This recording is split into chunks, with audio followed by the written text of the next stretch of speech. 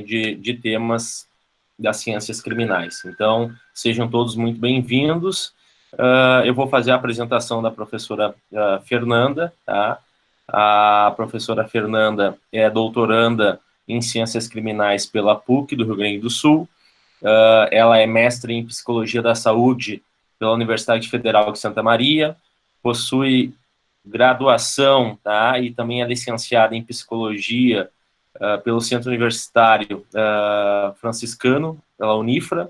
Ela é especialista em Psicologia pela Universidade Federal do Rio Grande do Sul, pela URGS, né? E ela é colaboradora do grupo de pesquisa de avaliação e alterações da cognição social, coordenado pelo professor doutor Silvio José Lemos Vasconcelos, dentro da Federal de Santa Maria também, tá? Ela atua especialmente na área dos adolescentes em cumprimento de medida socioeducativa, dentro de contexto carcerário, em situações de violência e vulnerabilidade, né? E também ela pesquisa temas sobre psicopatia, neuropsicologia cognitiva, e temas correlatos, né? A Fê e eu somos colegas de doutorado, estamos escrevendo a tese, né? Tenho certeza que a Fê está muito mais adiantada do que eu sou um doutorando meio relapso, né? Eu acho que o Gabriel, que é o orientador dela, tem mais orgulho dela do que o Zeca, né? Eu estou sempre fugindo do Zeca, coitado. Mas, né, vamos ter que concluir em algum momento. Então, Fê, seja muito bem-vinda, tá? A casa é tua, não é a primeira vez que tu está conosco, né? As portas para aqui sempre estão abertas.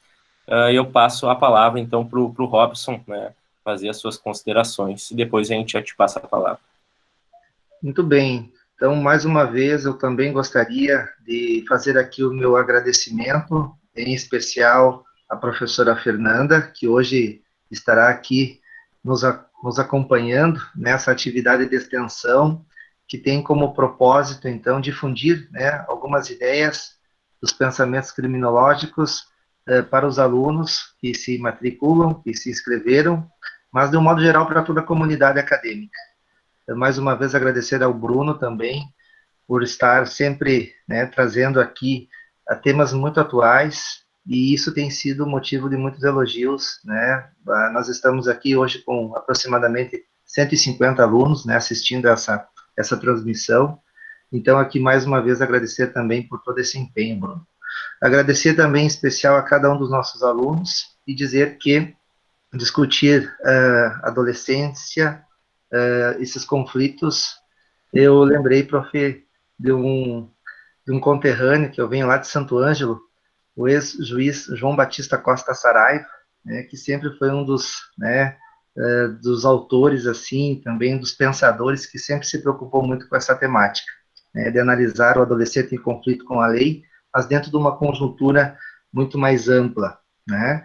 Então, fiquei muito feliz quando eu vi essa oportunidade de novamente estarmos aqui discutindo algo que é tão caro hoje na sociedade. Então, mais uma vez, agradecendo a todos, fica aqui também um registro especial à professora Fernanda por estar conosco nesse momento.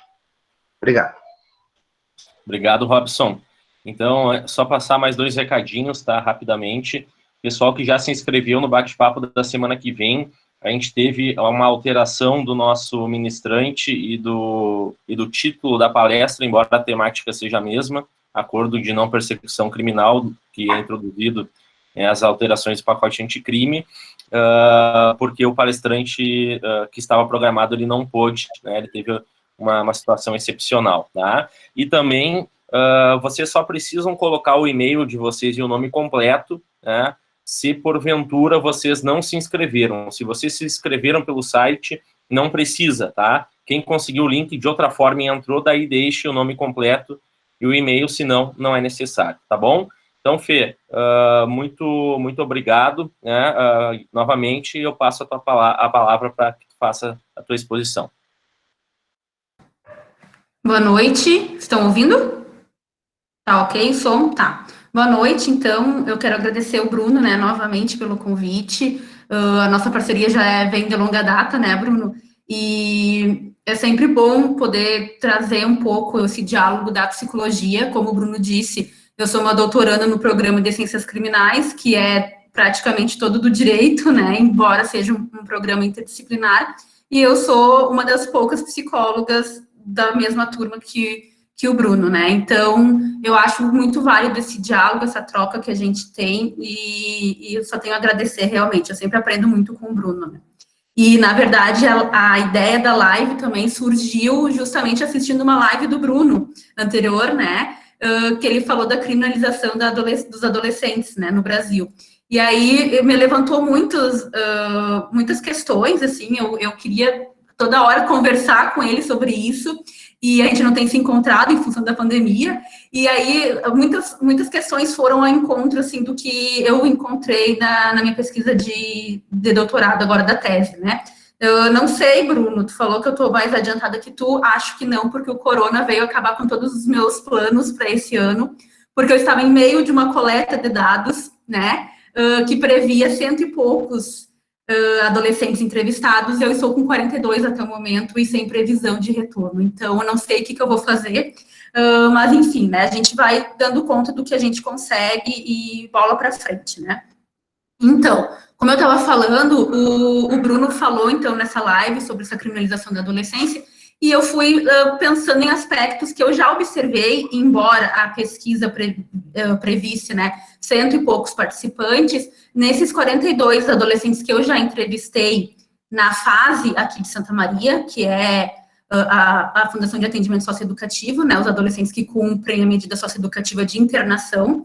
Nesses 42 entrevistados, eu já percebi alguns aspectos muito relevantes para a discussão, que servem para algum debate, né? Então, o título, né, da minha tese e da live de hoje é sobre os aspectos neurocognitivos dos adolescentes que cumprem a medida socioeducativa na fase, né? O que seriam esses aspectos neurocognitivos, né?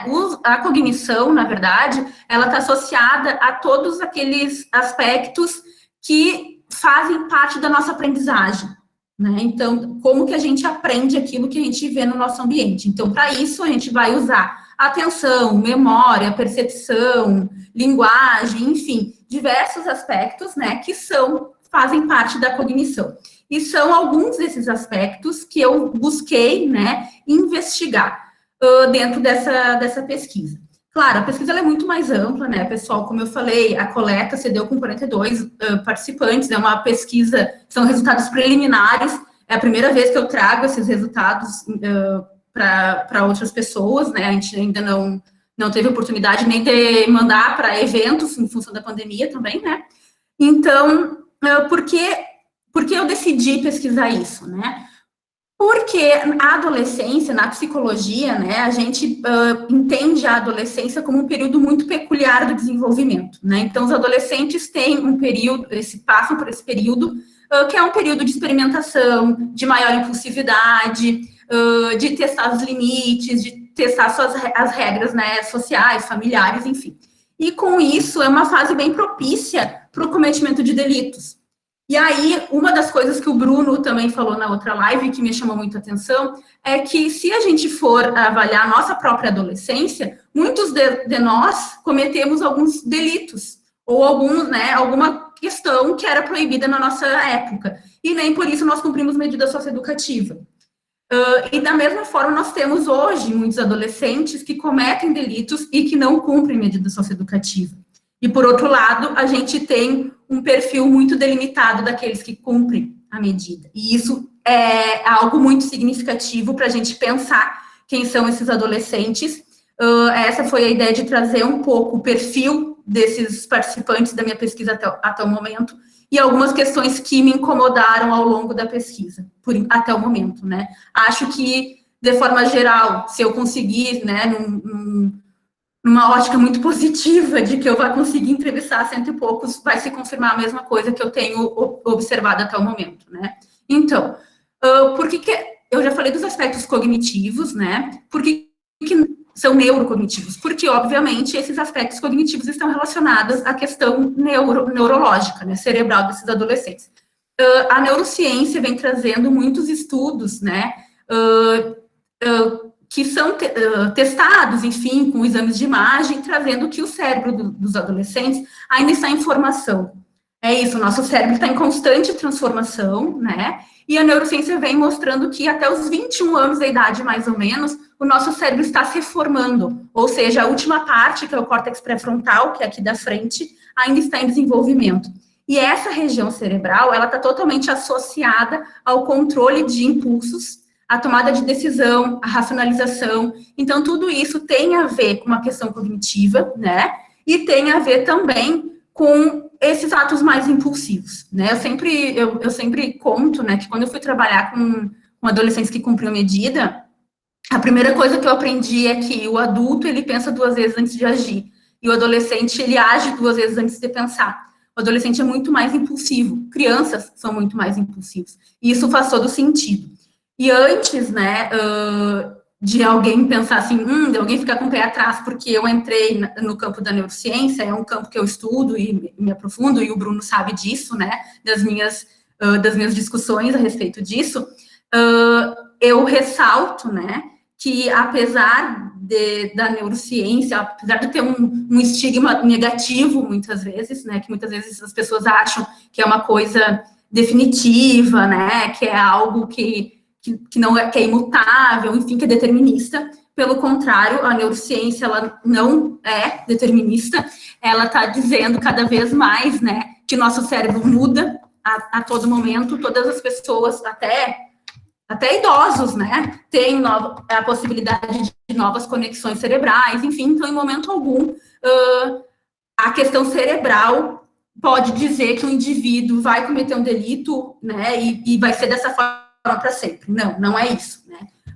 Eu entendo, né, que, historicamente, o direito se apoiou no saber médico, né, para tomar decisões, e que essas decisões não eram acertadas, essas decisões eram muito negativas, né, e entendo que ajudou, que esse saber médico, né, essa questão de avaliação, ajudou a criar um estereótipo de criminoso, que é aquele estereótipo que a gente conhece e que até hoje a gente não conseguiu romper, né, que é o negro, é o periférico, né, são aqueles menos favorecidos, enfim, eu compreendo tudo isso, e a minha ideia é justamente romper com essa ideia, né, dizer que a neurociência, a psicologia, o saber médico podem ajudar o direito, tendo um olhar crítico também a respeito disso, dessa esfera negativa, né, que historicamente se formou, mas que ela é importante no sentido da gente pensar as intervenções mais adequadas para esses adolescentes. Então, a minha preocupação é, bom, eles cumprem essa medida lá dentro, que tipo de intervenções eles têm, que tipo de atendimento eles recebem, e isso, de fato, é eficaz, isso, de fato, funciona, e se essas intervenções, elas são pensadas realmente de acordo com a individualidade de cada adolescente, porque no ECA a gente tem previsto que tem que ser de acordo, né, com cada adolescente, com a sua subjetividade, com as suas características pessoais, enfim, e se isso de fato acontece, certo? Então, de forma geral, o que eu trago para vocês hoje, e que eu acho importante a gente discutir, tá? A questão do perfil que a gente tem de adolescentes que cumprem medida socioeducativa, e que eu acho que não é surpresa para ninguém, o que eu vou trazer, né? A questão do problema escolar, que ficou para mim muito claro, né, o nível de escolaridade desses adolescentes, a evasão escolar desses adolescentes, muito presente em todos, né, a questão do uso de substâncias, e que essa questão escolar e do uso de substâncias muito relacionada à questão cognitiva, né, com prejuízos na questão cognitiva, a questão do ambiente familiar e da sociedade, da comunidade em que eles vivem, né, como um ambiente que proporciona muitos fatores de risco para a criminalidade, e o uso de medicação, a maioria, né, depois eu posso trazer em números, mas a maioria deles faz uso de medicação lá dentro da fase. E aí a gente tem 2 questões para discutir sobre isso. E também outra questão, que é a última, porque não temos muito tempo, né, a questão do aumento das facções, trazendo esses adolescentes para o mundo do crime, né, que eu costumo falar.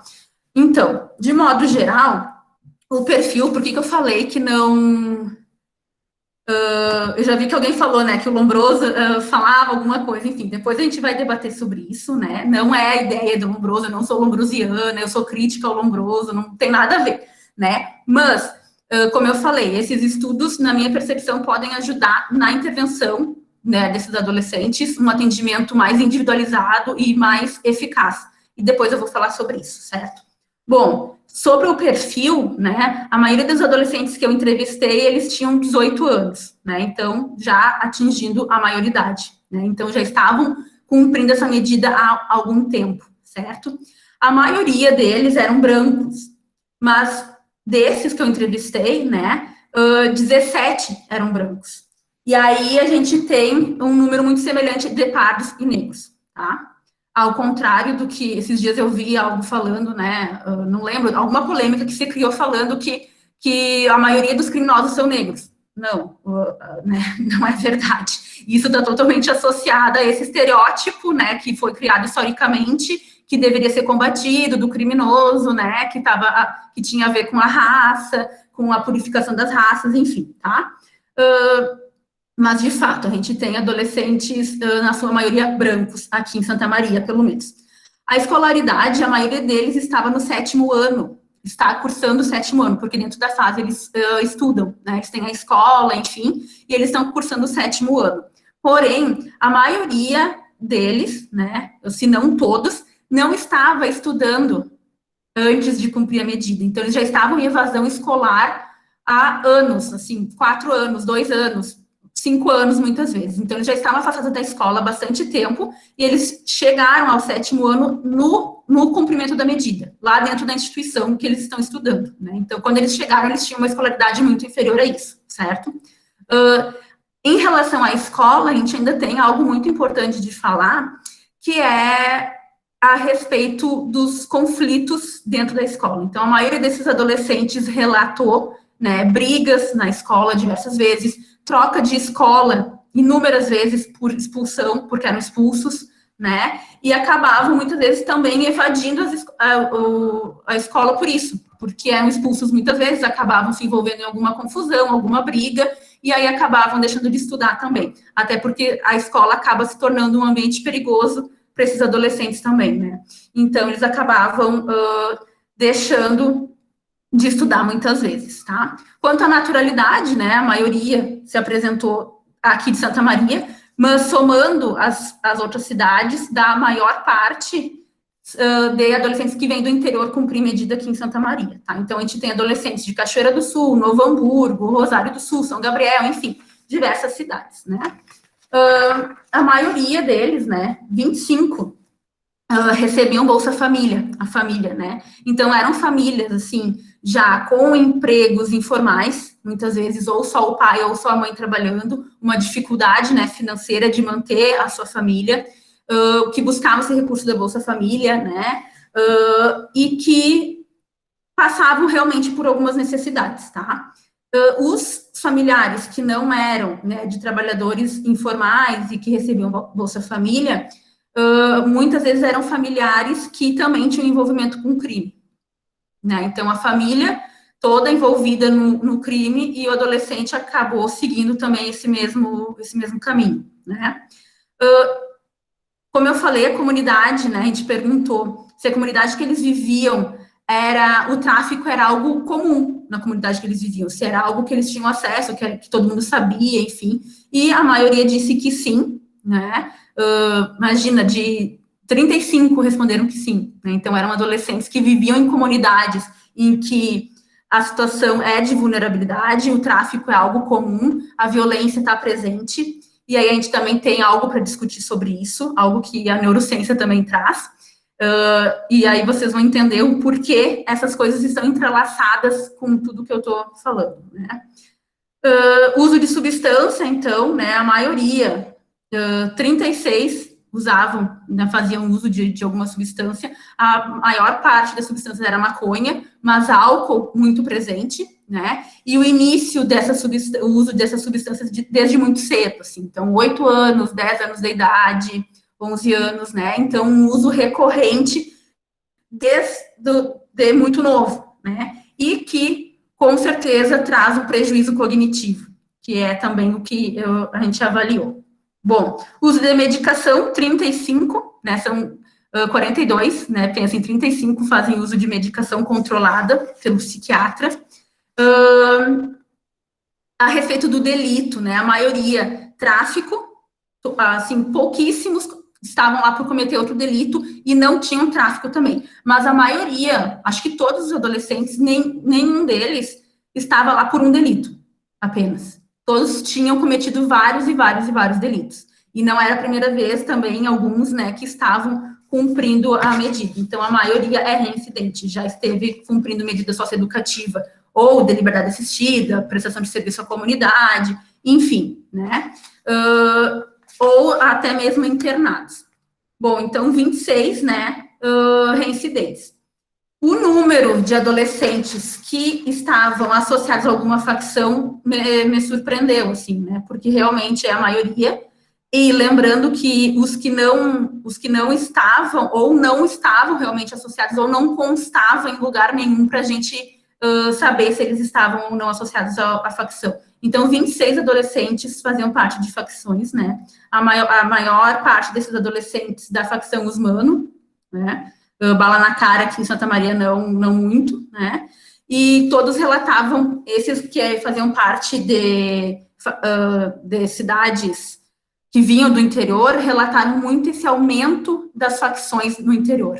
Então, as facções, elas chegam nessas cidades menores, estão chegando com força nessas cidades menores, e estão arrecadando, a gente pode dizer assim, esses adolescentes que já são de uma situação vulnerável, como eu falei, né, para cometer os seus delitos. A maioria dos delitos que eu falei, né, a maior parte de delitos cometidos era tráfico, mas todos associados a alguma outra questão. Então, em função do tráfico, muitos acabavam cometendo homicídios, mais de um, né, tentativa de homicídio, agressões, lesão corporal, enfim, né.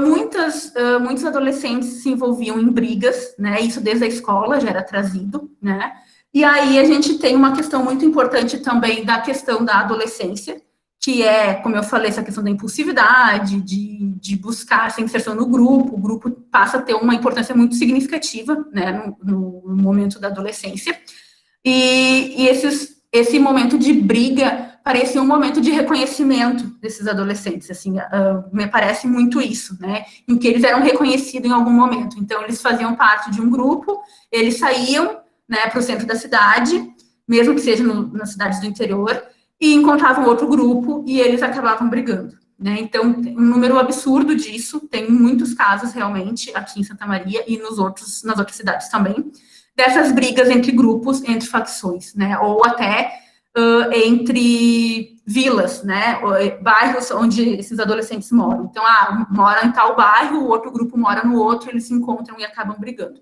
Então, nessas brigas mesmo, uma questão de disputa de poder, de se encontrar realmente um lugar de ser reconhecido, né, e muitos, assim, com porte de arma, muitos, né, com pegos, né, por portar arma.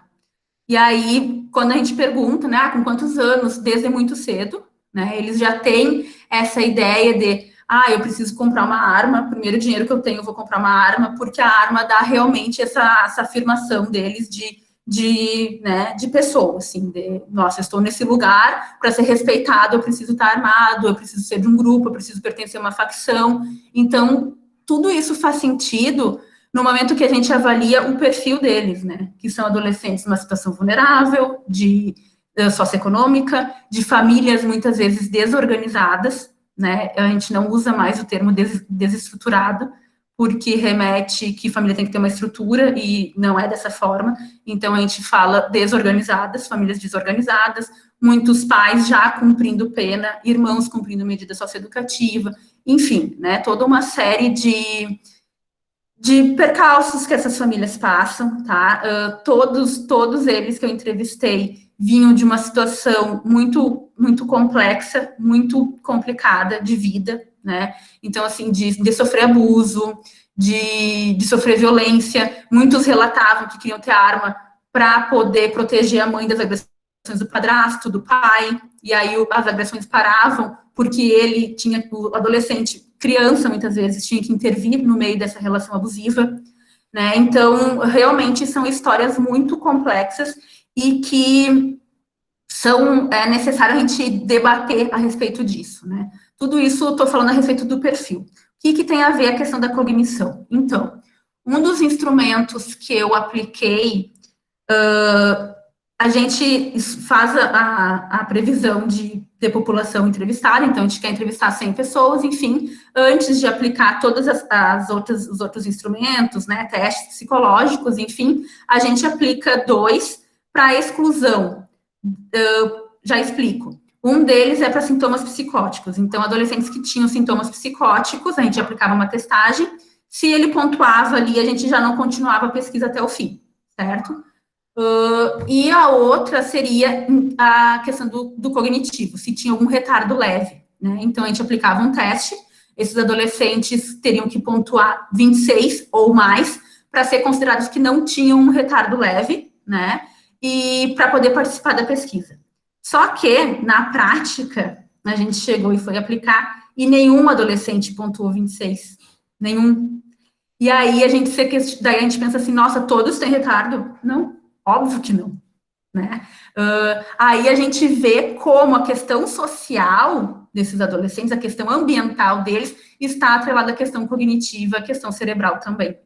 E aí é o grande, né, que eu digo assim, o grande ganho do estudo é justamente isso, né? Se eu aplicar 42 instrumentos, o mesmo instrumento que eu apliquei neles, numa escola particular, com certeza esse número vai ser reduzido.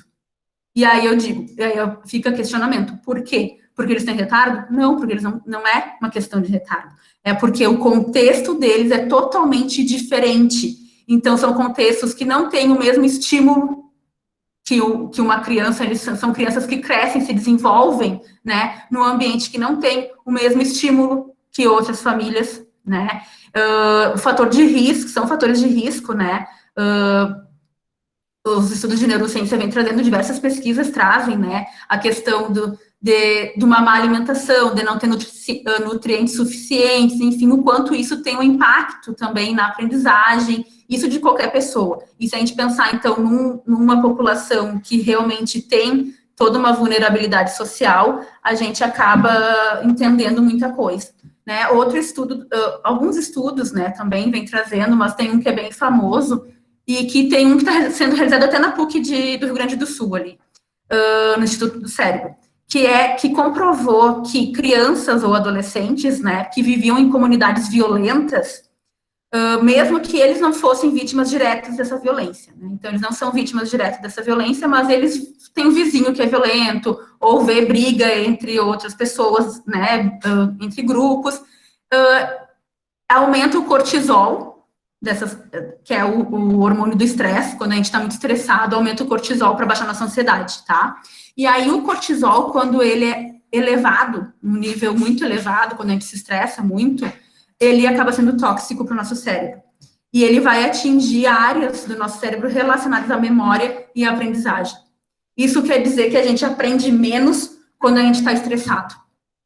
A gente esquece mais quando a gente está estressado. Eu não sei se vocês já observaram isso em vocês, mas eu observo muito em mim, assim. Quando eu estou num período muito estressada, muito cansada, eu tenho lapsos de memória, eu esqueço, né, muitas coisas, assim, que antes eu não esqueceria. Então, o que esses estudos mostram? Que essas crianças em comunidade violenta, elas acabam tendo um prejuízo na aprendizagem. E aí, isso seria um resultado da pesquisa, né? Por que esses adolescentes pontuaram tão pouco nesse instrumento, né? Claro, nível de escolaridade, que a gente viu que é muito inferior, né?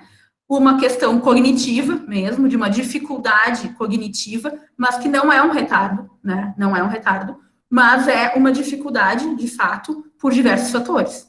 E aí eu não cheguei a discutir ainda a respeito disso, são, como eu falei, resultados preliminares e que eu estou debatendo e soltando e pensando, não cheguei a escrever, mas o que me incomodou foi isso, né? Nossa, se eu aplicasse esse instrumento em outro contexto, esse resultado seria muito diferente.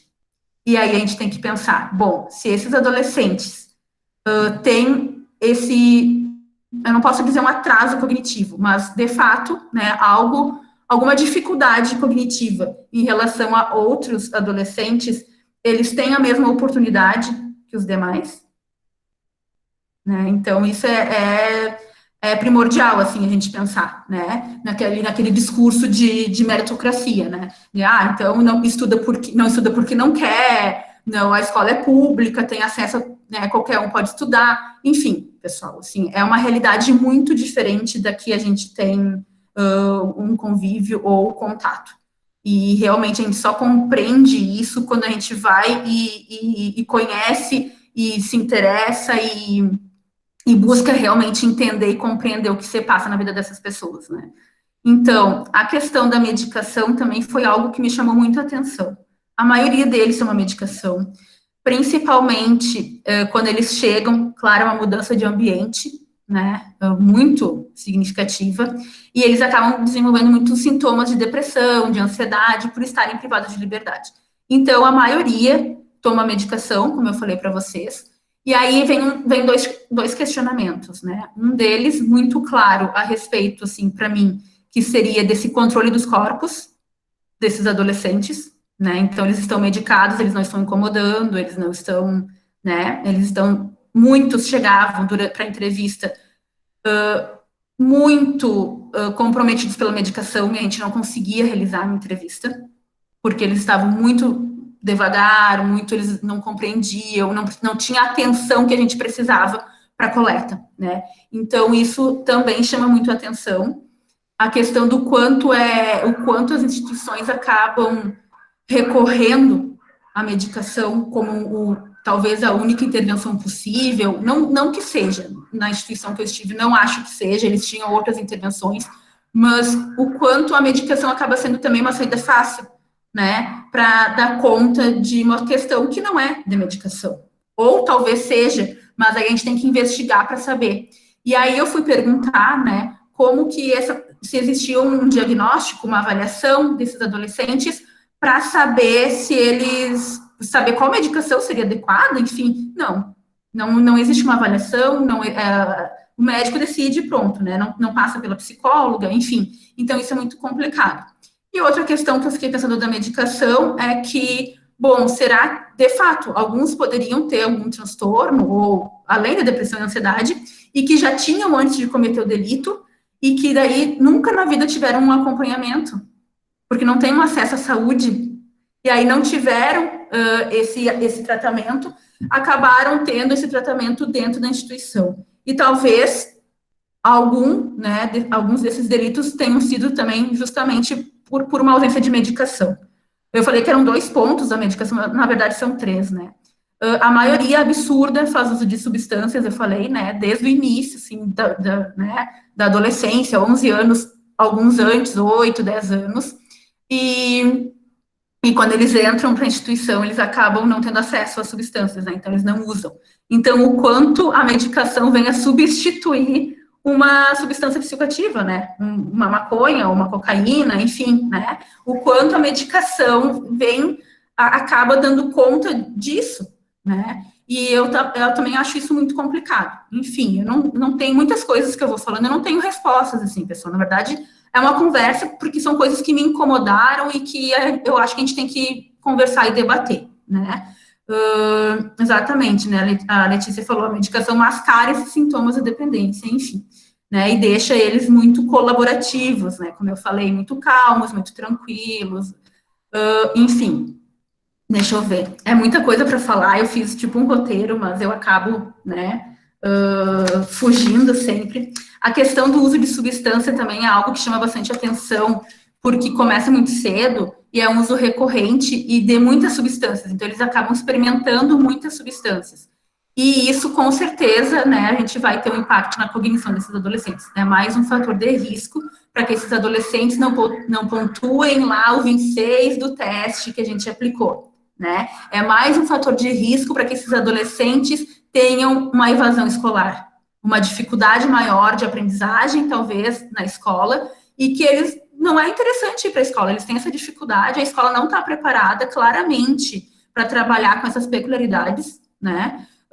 são, sei lá, 30 alunos, 40 alunos numa sala, é muito complicado para os professores, a gente sabe, né, o quão os professores no nosso país são desvalorizados, não são respeitados, então é muito difícil realmente dar conta de tudo. Então eu só quero que vocês percebam, assim, a complexidade desse universo, desses adolescentes, e que como o Robson falou, né, uma coisa não dá conta de explicar, né, o envolvimento em delitos.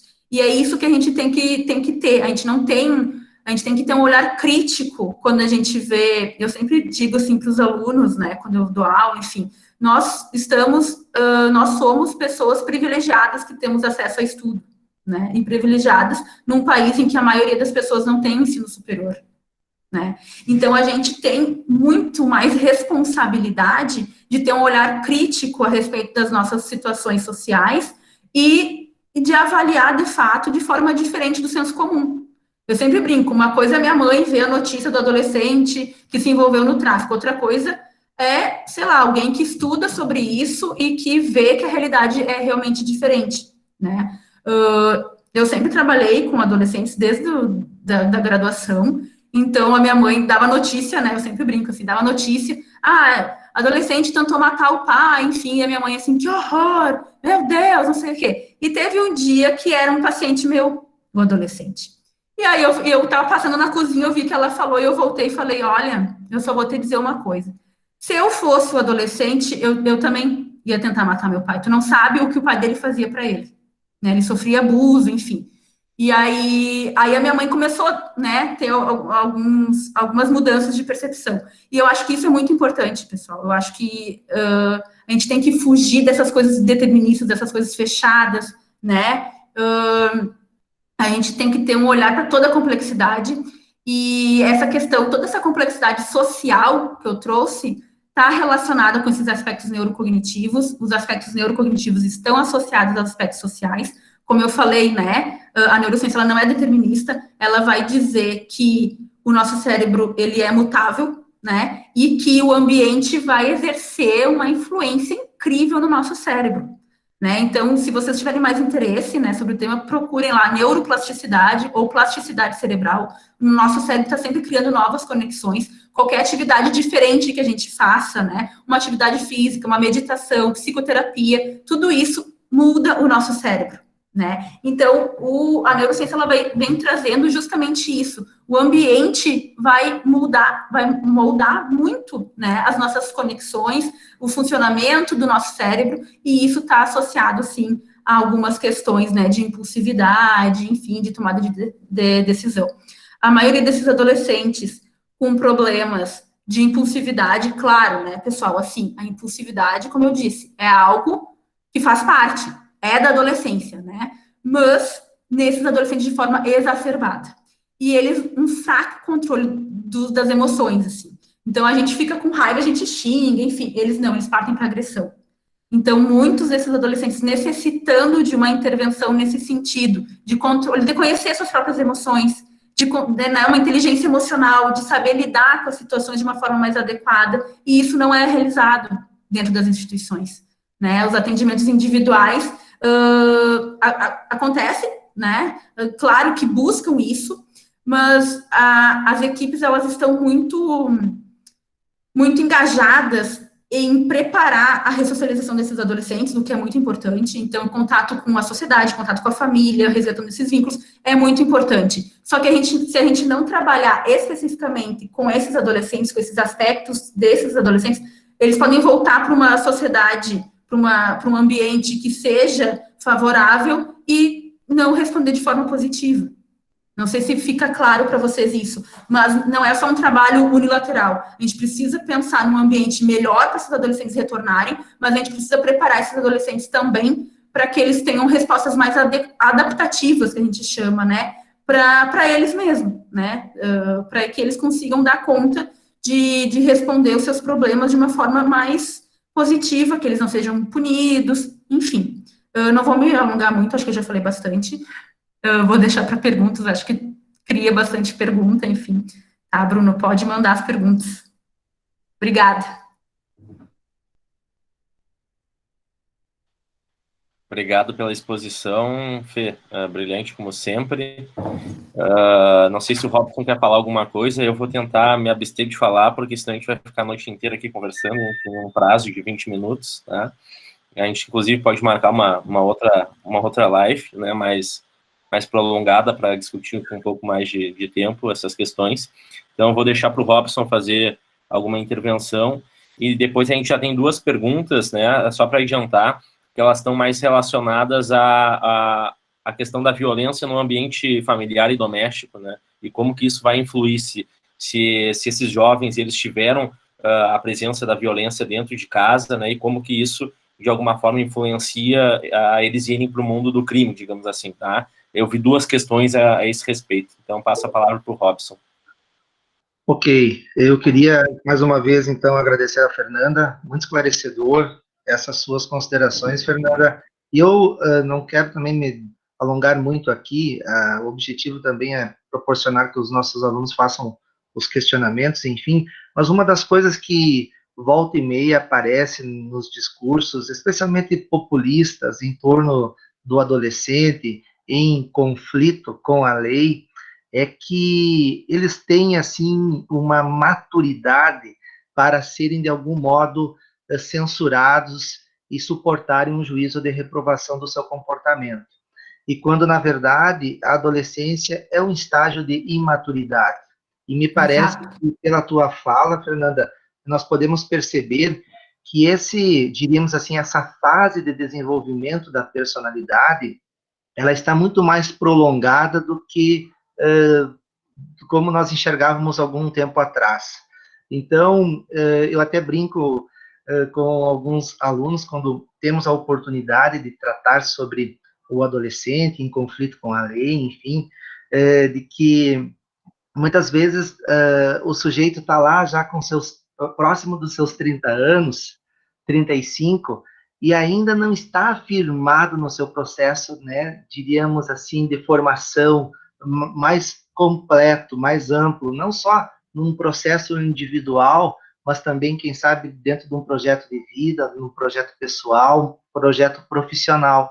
Então, a adolescência, eu acho que ela é um misto, é um conflito de afirmação e que, de algum modo, hoje ela está se estendendo de forma mais tardia na linha do tempo.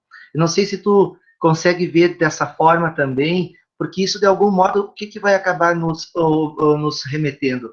Que essa ideia de, muitas vezes, anteciparmos a censura ou a carga punitiva para o adolescente, de algum modo, soa totalmente desproporcional, né? Então, assim, o adolescente precisa ser responsável pelos seus atos, porque ele tem, de algum modo, já uma formação que lhe permite, né, saber o que é o certo ou o que é o errado, né?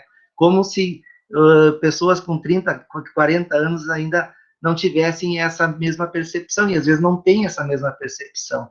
Então, eu não sei, eu mais ou menos dentro dessa perspectiva, sabe, Fer, no sentido de trazer, me parece, para dentro dessas discussões, que realmente o adolescente precisa ser tratado como tal. Assim como a criança precisa ser tratado como criança, o adolescente precisa ser tratado como adolescente.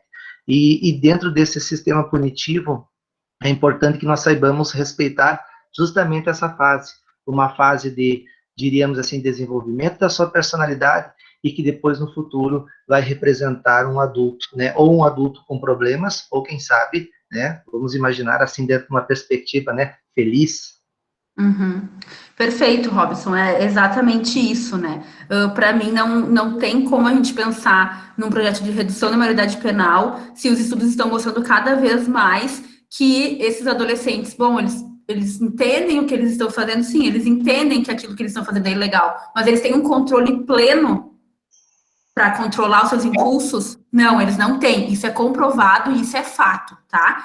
Além disso, a gente teria vários outros problemas, né, que estão associados ao, como eu falei, ao córtex pré-frontal, enfim, que é essa questão da racionalidade, de tomada de decisão, de, bom, em vez de eu matar, o que eu posso fazer nessa alternativa, né? A pessoa me roubou, né, numa briga, o que eu posso fazer? Hoje, a gente adulto consegue ter um discernimento, a gente respira e pensa, bom, qual é a melhor alternativa? O adolescente não consegue fazer isso também é fato. E aí a gente vai ter essa questão da maturidade também, uma questão muito individual, porque um adolescente, como eu falei, que tem um ambiente sem estímulos, né, pobre de estímulos, outro adolescente que tem mais estímulos, é óbvio que vai ser também diferente essa questão da responsabilidade, né, e algo que, para mim, é o ponto-chave, assim, é o quanto a gente discute punições e a gente não discute prevenção. E aqui eu trouxe muitos dados em pouco tempo que a gente poderia pensar milhares de intervenções para prevenção desses adolescentes se envolverem em delitos. E aí a gente está discutindo redução de maioridade penal. Para mim não faz sentido. Né? A punição desses adolescentes, para mim não faz sentido. A gente tem que discutir urgentemente essa questão da prevenção. Escola, família, comunidade desses adolescentes, acesso à saúde, acesso à educação, porque acesso não é assim, tem a escola ali, tem posto de saúde. Isso não é acesso. Isso não é um acesso igualitário para todo mundo, né? Então, a gente tem que ter esse olhar. Acho que é isso. Não sei, tu quer... Perfeito, Bruno. Obrigado, Fernando. Obrigada, Robson, obrigada. Tu falou, Bruno, qual era a pergunta mesmo? Esqueci. É sobre a questão da violência no âmbito familiar e doméstico. Então, assim, tem várias pesquisas sobre isso, né? A ideia inicial que se tinha era que isso estava associado, então, uma criança que vem de um ambiente violento vai se tornar um agressor futuramente. Várias pesquisas foram feitas sobre isso, algumas dizem que sim, outras dizem que não, mas, assim, de fato, não existe uma correlação, assim, fechada, é assim, né? Eu sempre digo, tudo que é fechado, que é determinista, fujam, né? Então, o adolescente se criou num ambiente assim, ele vai, com certeza, ser um adulto violento. A gente não pode dizer com certeza, a gente não tem bola de cristal. De fato, eu acho que colabora muito, até porque tem essa questão cognitiva também, eu sempre brinco, né? Se tu é criado num ambiente em que há um diálogo, né, há a demonstração de que tu errou, mas que tu pode fazer certo, enfim, ou se tu é criado num ambiente, né, há uma diferença, ou se tu é criado num ambiente de violência, de agressão, em que isso é algo muito natural na tua vida, isso é naturalizado, né, a forma das relações naquela família, naquela comunidade se dão à base da violência, aquilo acaba sendo naturalizado, aquilo é o normal para aquele sujeito, né, não é algo que pra gente, meu Deus, choca. Né? Pensa em uma criança se desenvolvendo nesse sentido. Uma criança que tem que reagir ao pai agredindo a mãe ou agredindo a si mesma. E aí, uma questão realmente cerebral e cognitiva é que esses adolescentes, né, podem, e uma das hipóteses realmente é essa, que eles podem responder ao ambiente de acordo com aquilo que eles pensam. Né? Então, assim, eles interpretam ao longo do desenvolvimento de uma forma. Então, depois, quando eles estão numa outra situação, né, eles são criados na violência, tá? Tá ser muito simples, assim, para vocês, talvez sejam do direito, tá? E aí eles vão para uma aula, né? E a professora tem uma reação com ele que não foi de violência, enfim, mas ele interpreta como, e ele reage à altura. Não sei se fica claro para vocês, tá? Isso tem totalmente a ver com a cognição, certo? Com as crenças que a criança vai desenvolvendo ao longo do seu crescimento, e a gente interpreta, cada pessoa interpreta a mesma situação de formas diferentes. Isso é com todo mundo. Tá? Eu vou perceber o mesmo fato diferente do que o Bruno vai perceber. E isso tem a ver com a minha cognição, com a cognição dele, com a questão psicológica, enfim. Então, realmente, se uma pessoa, ela vive nesse ambiente de violência, faz sentido pensar que ela vai reagir com mais violência às diferentes situações da vida dela. E, às vezes, situações que não são necessárias uma violência, mas que ela acaba aplicando. Ela interpreta como perigosa, muitas vezes, para ela, e ela vai responder daquela forma. Né? Então, eu não sei se ficou claro, assim. Né? Acho que influencia muito. Sim, o ambiente Obrigado, Fê. Eu vou te passar outras questões, tá? Eu só vou deixar a dica para o pessoal. Eu vi um filme essa semana, ou esse final de semana, que é Escritores da Liberdade. Tá? Excelente. Que trata bem sobre isso, né? Vale a pena ver. E também tem uma obra que também dá para alunos do ensino médio tranquilamente lerem, que é uma linguagem muito simples, que é o Cabeça de Porco, uma obra do Luiz Eduardo Soares, escrita junto com o M.V. Bill, né, e com Celso Ataíde, que vai trazer questões de jovens, né, envolvidos no mundo do crime e vai mostrar a complexidade, né, do meio, do ambiente familiar e das comunidades. Tá? Mas a pergunta do Pedro, né? Deixa eu só complementar, Bruno, dica de série, Olhos que Condenam, tá? É excelente, excelente. É baseado em fatos reais. E outro é Um Sonho Possível, que também é um filme baseado em fatos reais, que também é excelente, tá? Então, quem gosta desse tema, é muito importante assistir. Então, pergunta do Pedro, né? O Pedro está questionando se reformar somente a educação seria suficiente para modificar esse quadro, sendo que eles têm outro meio social que eles estão inseridos que também produzem, né, esses fatores de risco, digamos assim, né? A Ariel, e daí só vou fazer mais uma, depois a gente passa para outras, tá? E a Arielle disse que trabalhou, né, em Passo Fundo, na CASE, e ela observou que muitas dessas famílias não tinham o que ela está chamando aqui de figura paterna, né? E que tem muitos estudos que sugerem, né, esta ausência de figura paterna como um fator, digamos assim, para o conflito com a lei dos adolescentes, né? Então, esses dois questionamentos. Bom, eu vou começar pelo último, tá? Realmente, essa questão das famílias monoparentais se apresentam como um fator de risco para a criminalidade. Por quê? Não é machismo, não é nada disso, tá? Eu sempre deixo claro essa questão. Não é porque a mulher, muitas famílias hoje, pessoal, são a única figura é a mãe, né? E aí a mãe tem os filhos, a creche não funciona o dia todo, ela não tem com quem deixar os filhos, ela precisa trabalhar para se sustentar, e essas crianças vão um turno para a escola e outro turno o irmão mais velho dá conta do menor, e muitas vezes essas crianças, muitas vezes não, né, ficam à mercê daquela comunidade.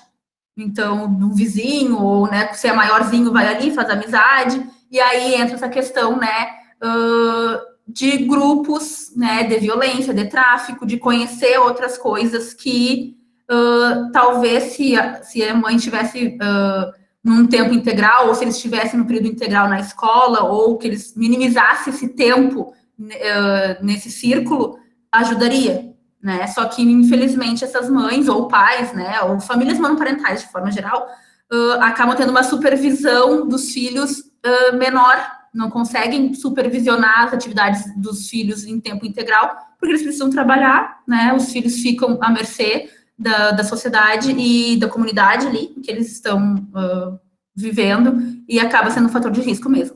Qual era a outra pergunta? Eu sempre esqueço a primeira. A minha memória é horrível, vocês já viram.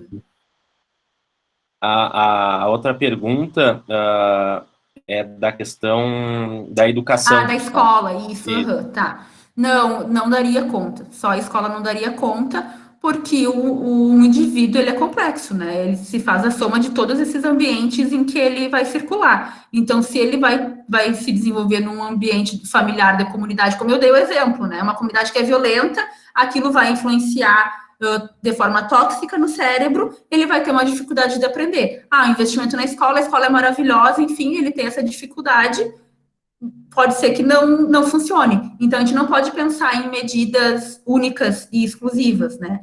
De fato, a gente precisa pensar de uma forma mais ampla, que dê conta de todos esses aspectos do desenvolvimento e de tudo, desde a questão da alimentação, que muitas famílias não têm o mínimo de nutrientes necessário, né, para um desenvolvimento saudável dessas crianças. E aí a gente tem que pensar alimentação, a família, a questão de acesso realmente à saúde, acesso à creche, à escola, né, um melhoramento das escolas, de fato, né, intervenções mais adequadas, oficinas, enfim, grupos, né, para que esses adolescentes possam, como eu falei, né, ter um controle da sua raiva, ter um conhecimento das suas emoções, enfim, né.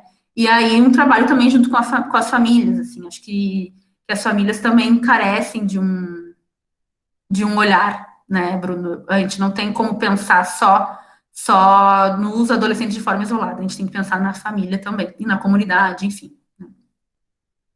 E na sociedade, né? Se a gente for pensar de forma mais macro, a sociedade também tem uma influência na questão dos delitos, né? O quanto a gente exclui aquelas pessoas, o quanto a gente olha de canto para aquelas pessoas, o quanto a gente julga aquelas pessoas. Então, a gente também é responsável, né? A gente também é um fator de risco para esses adolescentes cometerem delito. E é isso que a gente tem que ter em mente. Nada é isolado. A gente também faz parte disso. Né? O que eu posso fazer de diferente. Exato, Fê. Excelente mesmo. Só para fazer a contribuição, né, que tu falou no início, né, sobre aquelas heranças malditas, digamos assim, do saber médico na criminologia, né, acho que não é tanto por causa de ser da ciência psi, né, é muito mais porque na época a gente tinha o paradigma científico do determinismo, né, da relação causa-efeito, e ela não era simplesmente saber médico, era no sociológico, no antropológico, etc., né. Então a gente precisa, de fato, dar conta dessa complexidade. Olha a quantidade de fatores que a gente está expondo, né, de risco, né, para a questão da produção da violência, e se eles não forem levados a sério, a gente vai continuar reproduzindo e aumentando, né, os índices de violência. E só para também dialogar um pouco com a aluna que falou da questão da figura paterna, né, acho que o rap brasileiro trabalha muito bem essa situação, nos mostrando, né, que é, acho que não tanto de impor a autoridade, porque a figura paterna, no sentido psicanalítico, né, é uma figura simbólica que pode ser exercida pela mãe, né, ou por algum Exato. outro, mas acho que o ressentimento de ter um agente do Estado que matou o seu pai, o ressentimento Com de ter certeza. o abandono social completo da sociedade, né, e do próprio Estado, talvez seja algo muito mais determinante, né, do que a falta de uma imposição de limite de um homem dentro de uma família, né? Com certeza, Bruno. Senão a gente reproduz, né, a lógica da sociedade patriarcal, né? Mas, Com certeza. Deixa eu só acrescentar, né? claro, Eu vinha há alguns dias da pesquisa, assim, realmente muito emocionada, assim, pelos discursos, né? Muitos, quando a gente pergunta, começou no tráfico com que idade? Por que tu começou no tráfico? E olhem as respostas, a maioria. Porque eu queria ter dinheiro, eu via os meus amigos tendo dinheiro para comprar um tênis, para comer um X, para tomar um refri, e eu também queria. E aí, o que tu fazia com dinheiro? Eu gastava em comida, comia X, tomava refri. Gente, isso é inadmissível eu pensar. Porque eu tenho um irmão adolescente de 18 anos, eu pensava assim, se meu irmão quer tomar uma coca, meu pai vai dar uma coca para ele. Ele vai comprar uma coca. E aí, os adolescentes estão ali por questões simples. Porque eles não têm acesso a questões simples que a gente tem acesso e que a gente não se dá conta que a gente tem acesso a isso, né? Então, nossa, isso é muito perturbador para quem trabalha com isso, né? É realmente, assim, é revoltante, né? Para mim, é muito. Fê, e temos outra questão, tá, do Luan. Ele pergunta, além desses fatores, teria também um fator genético dentro da determinação do comportamento? Tem pessoas que trabalham com questões genéticas, mas a questão genética assim, a gente tem que ter muito cuidado, né? Porque a questão genética, ela não determina um comportamento. A questão genética, ela pode influenciar. E aí a gente tem toda a carga do ambiente para somar aquilo, aquela predisposição, para dizer se, né? Porque eu posso ter, por exemplo, uma questão genética de alcoolismo, tá? E o meu ambiente, minha família ninguém faz uso de álcool, ninguém estimula isso, eu não convivo com pessoas que fazem uso, eu cresço sem ter interesse nisso e não faço uso e não tenho, pronto. A genética não valeu de nada. Né? Agora, eu tenho uma questão genética de alcoolismo, de dependência química, e eu tenho acesso a isso. A minha família faz uso recorrente disso, os meus amigos fazem recorrente, o acesso que eu tenho é muito fácil. Bom, aí realmente, né, é sempre a soma, tá? Sempre pensem nisso, nunca é uma coisa ou outra. E a própria genética vai dizer isso, por isso que eu digo, não é determinista. A neurociência não é determinista, a genética não é determinista. Quando a gente fala em aspectos biopsicossociais, a gente não está sendo determinista, porque a gente está dizendo que é uma soma, né? Uma questão biológica, uma questão psicológica e uma questão social. É uma questão social muito forte, muito forte. Fê, temos ainda mais uma da Victoria, que ela está questionando a respeito da prostituição infantil, tá? Ela aqui está indicando o filme Anjos do Sol, né, que retrata a prostituição infantil no Brasil, e ela quer saber se esse ambiente de desorganização dentro da família, né, de alguma forma influencia, né, que pais e tutores obriguem as filhas a se prostituir, né? Eu iria além, né? Porque temos o fenômeno também do tráfico de pessoas, e muitas vezes pais vendem, né, suas próprias filhas, né, para serem traficadas, né, para outros países, etc., ou para outros locais, e serem exploradas sexualmente, né. Com certeza, assim, eu já tive a oportunidade de trabalhar num projeto que era de combate à exploração sexual infantil e de adolescentes, e muitas adolescentes que estavam no projeto, as mães incentivavam isso para obter algum ganho, né? Então elas acabavam não tendo alternativa e acabavam se envolvendo realmente com isso, né? E muitas vezes não é a família, mas justamente uma questão de uma família desorganizada e de uma situação de vulnerabilidade, né, que os meninos querem comer X, eles pegam uma arma e eles vão lá roubar. As meninas, né, não podem até fazer, mas é muito mais difícil, né? Se vocês forem avaliar, meninas e mulheres cometem delitos mais relacionados a tráfico, né, não com tanta violência quanto os homens. Então, o recurso que muitas vezes as meninas têm é realmente a questão da prostituição, né? Infelizmente. E é muito triste, muito. Bom, então, haja vista que estamos estourando o horário, daqui a pouco temos aula, alguns alunos já estão tendo que sair. Eu queria novamente agradecer a professora Fernanda por todas as contribuições, por ter se exposto, né, tirar um tempo para expor o seu trabalho, sua pesquisa, né, os resultados parciais da sua tese de doutoramento. Então, Fê, muito obrigado. Vamos ver se a gente marca mais alguma live, né, para discutir mais profundamente esse assunto, né, tem muita coisa. Deu para dar só um voo, né, digamos assim, mostrar o que tem aí para conversar. Mas, então, as portas da UC estão sempre abertas a ti. Agradeço Obrigada. novamente também os alunos que estiveram presentes, o professor Robson, a professora Cláudia, né? Um abraço, Bruno. Obrigado. Valeu, Fê. Um abraço também. Robson, um abraço, muito obrigado.